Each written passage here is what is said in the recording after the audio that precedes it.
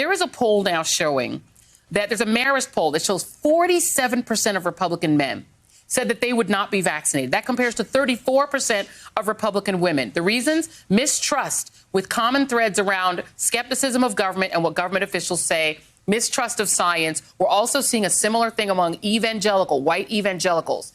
Dr. Gupta, all it takes was you to come on TV one time to convince me to go ahead and get the vaccine and take any vaccine. I just needed to hear from one doctor one time.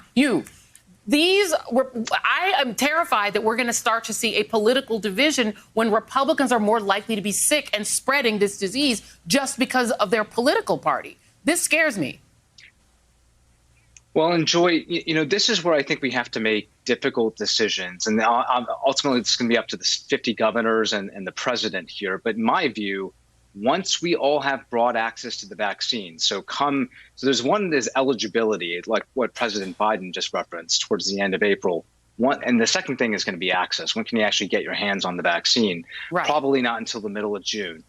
At that point, if you don't want to get the vaccine, I'm of the belief that we need to introduce friction into the system.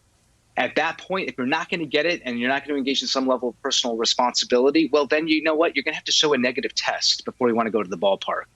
Here, I'm advising a few ball clubs, including the Mariners. That's part of the paradigm there. You know what? If you're not going to get the vaccine once it's available to you, show a negative test, continue to wear a mask.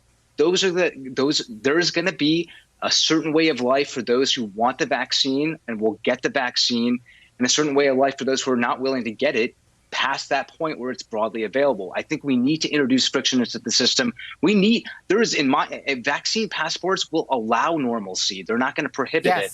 And that's just a false argument to the contrary there. We need more of these types of interventions. We need transparency, not less of it.